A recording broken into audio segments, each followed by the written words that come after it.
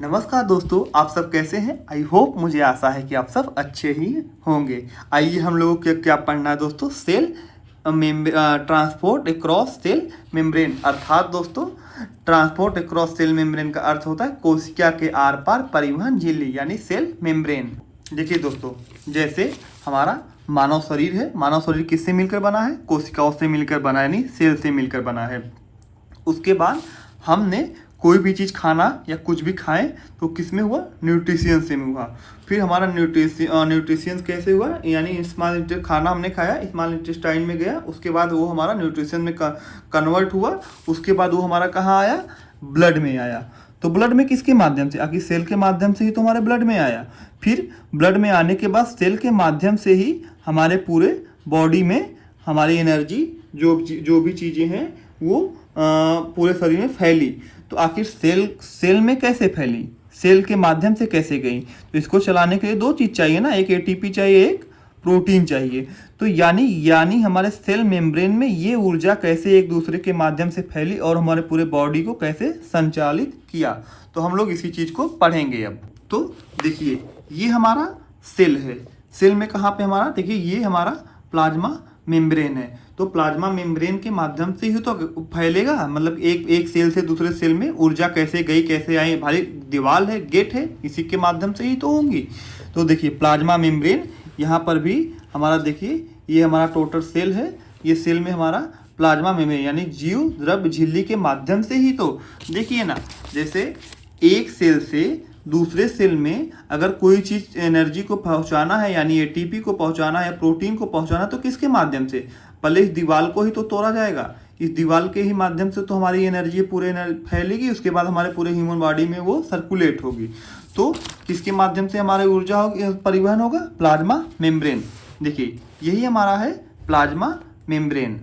तो वही चीज़ इसमें बताया जा रहा है। तो पहले हम लोग इसके इंट्रोडक्शन को देखते हैं।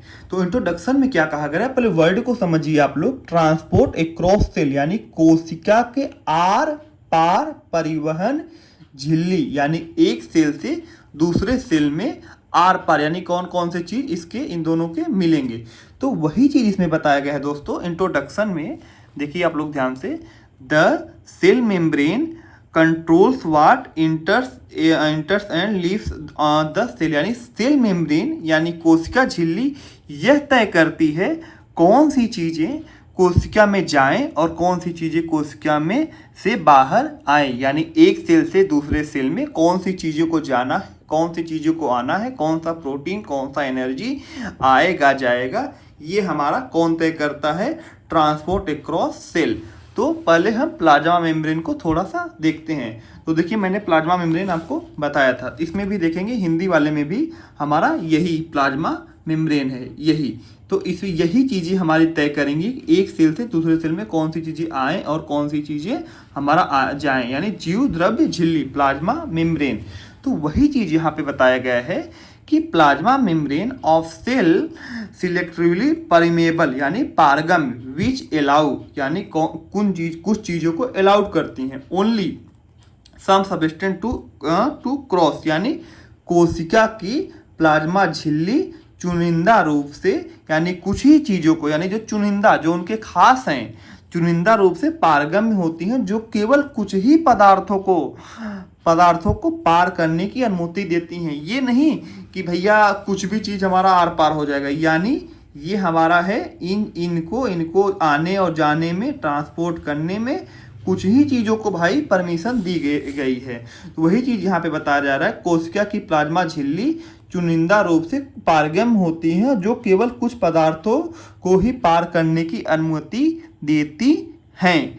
जैसे ये हमारी प्लाज्मा मेम्ब्रेन, ये देखिए यहाँ पे है, तो इसमें कुछ ही चीज़ें बाहर जा सकती हैं, कुछ ही चीज़ें बाहर आ सकती हैं। उसके बाद क्या कह रहा है दोस्तों, मेम्ब्रेन इज बायोलॉजिकल मेम्ब्रेन, यानी ये जैविक झिल्ली है, बायोलॉजिकली है यानी इंटरनली है, which made up with phospholipid. ये भी क्वेश्चन आ सकता है, मैंने पिछली वीडियो में भी आप लोगों को बताया था कि हमारा प्लाज्मा मेम्ब्रेन किससे बना है, फास्फोलिपिड से बना है, bilayer and allow substance to move throughout I know as membrane transport, यानी झिल्ली जैविक झिल्ली है जो फास्फोलिपिड यानी द्विपट फास्फोर यानी बाइलेयर द्विपट से बनी हुई होती है और पदार्थों को इसके माध्यम से ही गति करने की अनुमति देती, यानी प्लाज्मा मेम्ब्रेन के ही माध्यम से हम कोई भी चीज़ ट्रांसपोर्ट कर सकते हैं। तो हम लोग देखते हैं ऐसी कौन कौन सी प्रक्रिया है जिसके माध्यम से हम परिवहन यानी ट्रांसपोर्ट कर सकते हैं। तो पहला माध्यम क्या हमारा है, पैसिव ट्रांसपोर्ट। यानी पैसिव ट्रांसपोर्ट में दो तरीके के हैं, passive diffusion and facilitated diffusion. दूसरा क्या है हमारा एक्टिव ट्रांसपोर्ट यानी प्राइमरी और सेकेंडरी ट्रांसपोर्ट यानी परिवहन। फिर इंडोसाइटोसिस यानी इन तीन माध्यम के द्वारा से हम प्लाज्मा झिल्ली से एक सेल से दूसरे सेल में आदान प्रदान कर सकते हैं। तो उससे पहले हम लोगों को ये चीज़ भी थोड़ी सी जाननी चाहिए, ये प्रक्रिया होती कैसी है।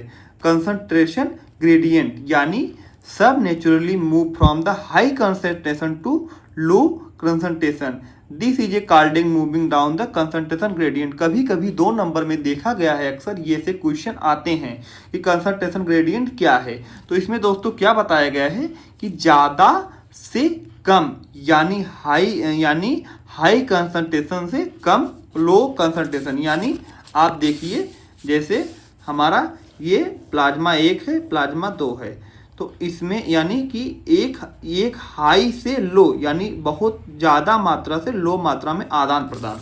तो वही चीज़ यहाँ पे बताया गया है कि पदार्थ स्वाभाविक रूप से ज़्यादा सांद्रता से कम सांद्रता की ओर चलते हैं, इसे कंसंट्रेशन ग्रेडियंट के साथ चलना होता है। इसी को हम लोग कंसंट्रेशन ग्रेडियंट कहते हैं। ये देखिए हमारा मेम्ब्रेन है ना दोस्तों, देखिए हाई अमाउंट ज़्यादा है से लो अमाउंट यानी कम से ज़्यादा की ओर। ये चीज़ याद रखिएगा, कभी कभी नहीं अक्सर देखा गया 2 नंबर में ऐसे क्वेश्चन आते ही आते हैं। देखिए हमने ट्रांसपोर्ट भी पढ़ा, प्लाज्मा भी पढ़ा। अब पैसिव ट्रांसपोर्ट में इसका इंट्रोडक्शन देखते हैं, इन दोनों को के पार्ट को देखते हैं।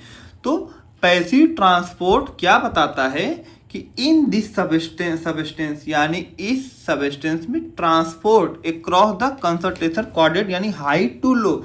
यानी इसमें क्या होता है कि हाई टू लो यानी हाई मॉलिक्यूल से लो मॉलिक्यूल्स में कन्वर्टेशन होता है। यानी इस पदार्थ का परिवहन शांत क्वांटिटी के पार होता है, यानी इसमें हाई टू लो होता है। पैसिव डिफ्यूजन क्या होता है कि इसमें हमारा जो भी ट्रांसपोर्ट होगा वह हाई से लो होगा। इसके कितने पार्ट हैं, 2 पार्ट हैं। मैंने बताया था ना पैसिव डिफ्यूजन और फैसिलिटेटेड डिफ्यूजन। तो पहले हम लोग पैसिव डिफ्यूजन को देखते हैं दोस्तों। तो इसका इंट्रोडक्शन क्या कह रहा है आप ध्यान से देखिए, पहली ही लाइन में समझाया गया है कि passive diffusion is a type of the passive transport. यानी देखिए ये पैसिव डिफ्यूजन क्या है, पैसिव ट्रांसपोर्ट का पार्ट है। यानी इसी के तो बेटा है, ये पप्पा है, ये बेटे हैं। बड़ा बेटा कौन है, पैसिव डिफ्यूजन। तो passive diffusion is a type of the passive transport in this process. यानी प्रोसेस मतलब प्रक्रिया, इस प्रक्रिया में small and non polar molecules oxygen carbon dioxide move across the cell membrane from the area of high concentration to low. यानी इसमें क्या होता है दोस्तों कि इसमें छोटे और नॉन पोलर गैर ध्रुवी अणु जैसे ऑक्सीजन और कार्बन डाइऑक्साइड सेल मेम्ब्रेन के आर पार ज़्यादा संगतता यानी हाई कंसंट्रेशन से लो कंसंट्रेशन की ओर जाते हैं। यानी ज़्यादा मात्रा। ये देखिए चार्ट यहाँ पे दिया गया है, मैंने चार्ट में भी बनाया है आप लोगों के लिए। तो चार्ट में ज़्यादा अमाउंट है कि नहीं है, आप देखिए ज़्यादा अमाउंट से कम अमाउंट्स की तरफ आना ही पैसिव डिफ्यूजन कहलाता है। हाँ एक चीज़ आप लोग जरूर याद रखिएगा कि इसमें हमारा एटीपी यानी जो एक ऊर्जा का फॉर्म है, ये ATP no energy ATP use. यानी पैसिव डिफ्यूजन में एनर्जी हमारा उपयोग नहीं होता है। मॉलिक्यूल्स मूव डायरेक्टली, हमारे जो भी मॉलिक्यूल्स थे वो लोग डायरेक्टली ही डायरेक्टली ही उसका आना जाना होता है। तो इसका काम क्या है ये भी देख लीजिए। CO2 across the cell membrane, यानी एग्जाम्पल में ऑक्सीजन जो होता है, ऑक्सीजन इंटर टू सेल, यानी हमारे सेल में ऑक्सीजन एंट्री करता है यानी कोशिका में प्रवेश करता है, और CO2 जो होता है हमारे कोशिका से बाहर जाता है। ये कौन सी डिफ्यूजन में होता है, क्वेश्चन ये भी पूछ सकता है कि ऑक्सीजन कौन से डिफ्यूजन या कौन से ट्रांसपोर्ट में होता है, तो हम लिख सकते हैं पैसिव डिफ्यूजन में ऑक्सीजन हमारा कोशिका में यानी सेल में अंदर आता है और CO2 के माध्यम से CO2 हमारा बाहर जाता है। अब हम दूसरा आता है फैसिलेटेड डिफ्यूजन। ये देखिए, ये वाला तो हमने ख़त्म कर दिया, अब इस वाले पार्ट में आते हैं। तो वो बड़ा बेटा था, उसने क्या किया, उसने सभी चीज़ों को आराम से आने दिया जाने दिया, और छोटा बेटा क्या होता है, थोड़ा टेढ़ा होता है, वो थोड़ा सा भाई माँ बाप का दुलारा होता है। तो वही चीज़ समझिए कि ये हमारा फैसिलेटेड डिफ्यूजन है। तो facilitated diffusion is a type of the passive transport, यानी इसका छोटा बेटा फैसिलेटेड डिफ्यूजन है। इन दिस प्रोसेस, यानी इस प्रक्रिया में मॉलिक्यूल्स मूव होते हैं, but from high concentration to low concentration, high concentration से लो कंसंट्रेशन, सेम प्रक्रिया है। बट ट्विस्ट कहाँ आया कहानी में, ये देखिए, कहानी में ट्विस्ट तो अब आएगा। विथ द हेल्प, यानी सहायता of specific but protein in cell membrane, यानी भैया बड़ा वाला सीधा होता है, वो आराम से अपना काम कर लेगा, छोटे वाले को कुछ रिश्वत चाहिए, यानी रिश्वत में क्या, उसको यूज करने में एनर्जी के रूप में उसको भैया प्रोटीन चाहिए, लॉलीपॉप समझ लीजिए कि कुछ उसको खर्च बर्च करिए तभी वो काम करेगा। तो वही चीज़ यहाँ पे कहा गया है, फैसिलेटेड डिफ्यूजन यानी सहायक प्रसरण एक प्रकार का पैसिव ट्रांसपोर्ट है, ये तो मैंने पहले ही बताया आपको। फिर उसके बाद क्या कर रहा है, इस प्रक्रिया में अणु अधिक संघनता यानी हाई कंसंट्रेशन से लो कंसंट्रेशन की ओर जाते हैं, यानी जाते तो हैं, सब कुछ ठीक है, लेकिन इसमें झिल्ली में मौजूद विशेष प्रोटीन की सहायता ली जाती है। छोटा वाला काम करेगा लेकिन रिश्वत लेगा भाई।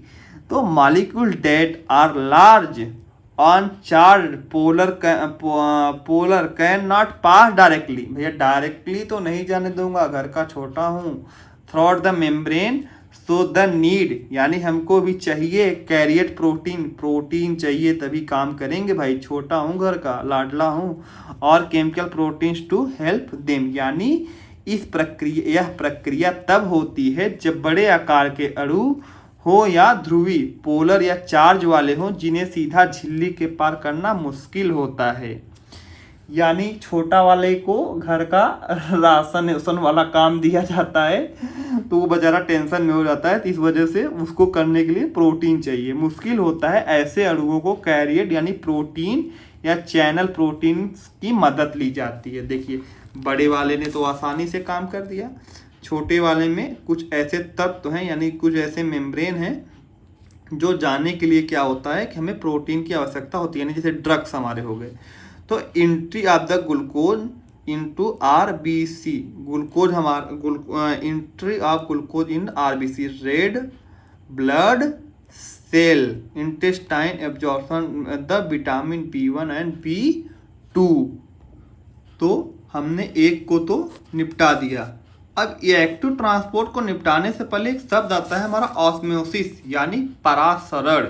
तो ऑस्मोसिस में क्या होता है, पहले इन चीज़ों को हम लोग समझ लेते हैं। तो ऑस्मोसिस इज ए मूवमेंट यानी ऑफ द वाटर, इसमें वाटर मॉलिक्यूल्स को हमारा मूवमेंट होता है यानी आर पार होता है, from a region to high water concentration to region of low water concentration for the semi permeable membrane. यानी ऑस्मोसिस वह प्रक्रिया है जिसमें जल अणु वाटर मॉलिक्यूल्स एक जगह से दूसरी जगह जाते हैं जहां जल की मात्रा अधिक होती है। ये समझ लीजिए घर की छोटी लाडली बेटी है, वहां से कम होती है, और यह सब अर्धपारगम झिल्ली यानी सेमी परमेबल मेम्ब्रेन के माध्यम से होता है।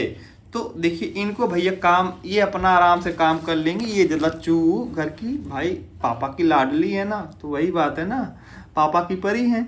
तो की टर्म्स वाटर मॉलिक्यूल्स यानी जल अणु, हाई कंसंट्रेशन हाई संगता, सेमी परमेबल यानी अर्धपारगम होता है। It is a movement solvent, यानी इसमें क्या होता है, इस मूवमेंट में हमारा सॉल्वेंट यानी वाटर पार्टिकल्स फ्रॉम हाई, यानी इसमें हमारा क्या होता है कि हाई टू लो होता है, और सॉल्वेंट लो कंसंट्रेशन यानी हाई से low concentration, thought simple semi permeable membrane from the low solute concentration to high. यानी देखिए ये क्या हो रहा है, सॉल्वेंट हमारा क्या है, सॉल्वेंट हमारा हाई टू लो हो रहा है, यहाँ पे लिखा गया हाई टू लो, और सैल्यूट क्या है हमारा लो टू हाई, ये घर की परी हैं, तो ये आराम से अपना काम कर लेंगी।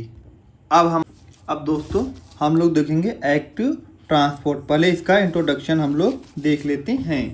तो एक्टिव ट्रांसपोर्ट हमारा क्या कह रहा है कि active transport is a movement of substance like ions or molecules and lower concentration to higher concentration across cell membrane। यानी ये हमारा इसमें क्या है, इसमें लाइक आयंस यानी आयंस का आयंस और मॉलिक्यूल्स का ट्रांसपोर्ट होगा ए लोअर यानी लोअर कंसंट्रेशन से हाइयर कंसंट्रेशन के माध्यम से, अर्थात उसमें क्या था हाई टू लो था, इसमें लो टू हाई है। तो इसमें देखिए इसमें क्या कह रहा है, पहले एक्टिव ट्रांसपोर्ट का ये इंट्रोडक्शन है, तो इसमें कह रहा है सक्रिय परिवहन, यानी दोस्तों एक्टिव ट्रांसपोर्ट वह प्रक्रिया है जिसमें कोई पदार्थों जैसे आयन अणु कम सांद्रता से ज़्यादा सांद्रता की दिशा में कोशिका झिल्ली की पार करते हैं। यानी ये देखिए ये है एक दूसरे से पार तो करेंगे, यानी कम सांद्रता से ज़्यादा सांद्रता की ओर, यानी जैसे हमारा ये है ये है ना, कम सांद्रता से ज़्यादा, यानी इसमें देखिए है ना। और फिर इस प्रोसेस में यानी एक्टिव ट्रांसपोर्ट के प्रोसेस में रिक्वायर्ड एनर्जी, अक्सर देखा गया है इसमें हमारी जो रिक्वायर्ड एनर्जी यानी ऊर्जा भी तो लगेगी भाई, काम कर रहे हो तो ऊर्जा लगेगी, आखिर किसी को काम कराओगे तो ऊर्जा लगेगी ना, तो वही बात है। एनर्जी एटीपी के रूप में, because it's goes against the concentration gradient, यानी ये उसका विरोधी है। विरोधी कौन होता है, आदमी का पड़ोसी ही होता है, ये समझ लो पड़ोसी है अपना। तो यह प्रक्रिया ऊर्जा यानी एटीपी का उपयोग तो करती है, क्योंकि यह सांद्रता प्रवणता कंसंट्रेशन ग्रेडियंट के खिलाफ है, यानी एक पड़ोसी दूसरे पड़ोसी के खिलाफ है। तो इसमें क्या होगा, एटीपी उपयोग होगा, एटीपी से एडीपी यानी हाइड्रोलाइसिस के माध्यम से। तो इसमें एग्जाम्पल में क्या बता रहा है कि इट यूज एनर्जी तो उपयोग होती है, and specific transport protein in membrane, यानी इसमें ऊर्जा और विशेष प्रोटीन कैरियर प्रोटीन का प्रयोग होता है अक्सर करके। इसमें क्या होता है, एटीपी के रूप में होता है। तो उसके बाद क्या कर रहा है दोस्तों, सेल एब्जॉर्बिंग ग्लूकोज और sodium ions from the intestine and kidney, यानी इसका उपयोग एक्टिव ट्रांसपोर्ट अक्सर कहाँ उपयोग होता है, यानी आंतों या गुर्दों से ग्लूकोज या सोडियम आयंस का कोशिकाओं द्वारा अवशेषण यानी आदान प्रदान कहाँ होता है, अक्सर हमारा किडनी और इंटेस्टाइन में होता है। तो अब इसका हम पार्ट देखते हैं, प्राइमरी और सेकेंडरी। तो प्राइमरी ट्रांसपोर्ट पहला हमारा देखिए, इसमें हमारा प्राइमरी ट्रांसपोर्ट है। तो प्राइमरी ट्रांसपोर्ट क्या कह रहा है दोस्तों, in primary active transport is a type of transport across cell membrane, यानी ये सेल मेम्ब्रेन को अक्रॉस करेगा, वेयर सबस्टेंस लाइक कौन से ions move from the lower concentration to higher, यानी वही चीज़ बता रहे हैं इसमें भैया कि देखा हो लोअर से हाई में कन्वर्ट हुई, यानी लोअर से हाई में वो कन्वर्ट होगा। तो इसमें क्या क्या होगा, प्राथमिक सक्रिय परिवहन यानी प्राइमरी एक्टिव ट्रांसपोर्ट एक ऐसा तरीका है, ये ऐसा तरीका है जिसमें कोशिका झिल्ली यानी सेल मेम्ब्रेन आर पार पदार्थों को कम सांद्रता यानी लोअर कंसंट्रेशन से अधिक सांद्रता की ओर ले जाती है। भाई ये पड़ोसी है ना, तो जाया जाता है, और इसमें सीधे एटीपी का उपयोग होता है कि तू भैया प्रोटीन यूज कर ले रहला तो हम एटीपी का उपयोग करेंगे। तो वही चीज़ इसमें एटीपी देखिए ये लोअर कंसंट्रेशन से हायर कंसंट्रेशन में जा रहा है। तो इसमें क्या होगा, इसकी कुछ विशेषता भी देख लीजिए कि it required energy in the from ATP, यानी इसमें सीधा एटीपी उपयोग हुए, एक पड़ोसी दूसरे पड़ोसी का चाहता नहीं है। आप पैसिव में प्रोटीन था तो एक्टिव में एटीपी है, हम आपसे एडवांस हैं। It work against the concentration gradient low to high, यह कंसंट्रेशन ग्रेडियंस के विपरीत काम करता है। यानी समझ लीजिए, एक पड़ोसी दूसरे पड़ोसी का अच्छा नहीं चाहता हो, भले ही आपके मुंह पे कहे कि हम आपके हैं, लेकिन अंदर अंदर समझ ही लीजिए आप लोग वही चीज़ है कि वो एक्टिव ट्रांस यानी पैसिव ट्रांसपोर्ट के विपरीत होता है। यानी उसी में बताया था ना, उसके ठीक विपरीत होता है। उदाहरण में सोडियम पोटेशियम पंप, यानी ये सब इसके उदाहरण हैं।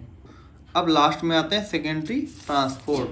तो हेडिंग देखिए क्या है, सेकेंडरी एक्टिव ट्रांसपोर्ट। यानी सेम चीज़ें वही हैं, ये पड़ोसी के घर में ही कुछ एडवांस बंदा है कि एक वाला तो भैया पावर ये ऑटोमेटिक उछल रहा है, हमको एटीपी ओटीपी नहीं चाहिए, हम डायरेक्टली अपना काम कर देंगे, पड़ोसी का मनबल लौंडा। तो वही चीज़ है, secondary active transport is a type of transport. यह हमारा ट्रांसपोर्ट का एक टाइप से where substance move against the concentration gradient, यानी कंसंट्रेशन ग्रेडियंट होगा but low to high but without using ATP. यानी हमको एटीपी नहीं चाहिए, हम अपने पड़ोसी को इसी मार के गिरा देंगे, हमको एटीपी की ज़रूरत नहीं है, हम डायरेक्टली ही काम कर देंगे। सेकेंडरी सक्रिय परिवहन वह तरीका है जिसमें पदार्थों को कम से अधिक सांद्रता यानी लो टू हाई की ओर तो ले जाया जाता है, लेकिन इसमें एटीपी का उपयोग नहीं होता है, एडवांस बनता है। फिर इसके बाद हमारा क्या आ रहा है, 3 हेडिंग और आ रहा है। इसमें भी 2 है कि सिंपोर्ट यानी वो substance move in move direction, यानी दोनों पदार्थ एक ही दिशा में जाते हैं। एंटीपोड दोनों पदार्थ विपरीत दिशा में जाते हैं। एग्जाम्पल कहाँ होगा, सोडियम ग्लूकोज ट्रांसपोर्ट, यानी आंतों में सोडियम और ग्लूकोज का ट्रांसपोर्ट होता है। दोस्तों ये टॉपिक हमारी ख़त्म हुई। अगर आप लोगों को नोट्स चाहिए तो आप हमारे टेलीग्राम चैनल पर फॉलो करिए, हम आपको जितने भी नोट्स हैं फ्री में प्रोवाइड कराएंगे। हमारा ये ख़त्म हुआ। अगला वाला हम सेल डिवीज़न के बारे में देखते हैं। दोस्तों हमने दोनों भाषा में लिखा है, इंग्लिश और हिंदी दोनों में, सरलतम से सरलतम लैंग्वेज में लिखा है और एकदम निम्न लैंग्वेज में आपको समझाए हैं। तो अगर आपको नोट्स चाहिए तो आप टेलीग्राम चैनल पे फॉलो कीजिए, हमारे चैनल को भी लाइक करिए, क्योंकि लाइक करेंगे तभी तो मेहनत आपके लिए करेंगे, इतनी मेहनत से आपके लिए नोट्स बनाए हैं तो आपका भी तो कुछ फ़र्ज बनता है दोस्तों। इसीलिए चलते हैं, धन्यवाद, बाय बाय। आपका दिन शुभ हो, मंगलमय हो, हमारी यही कामना है।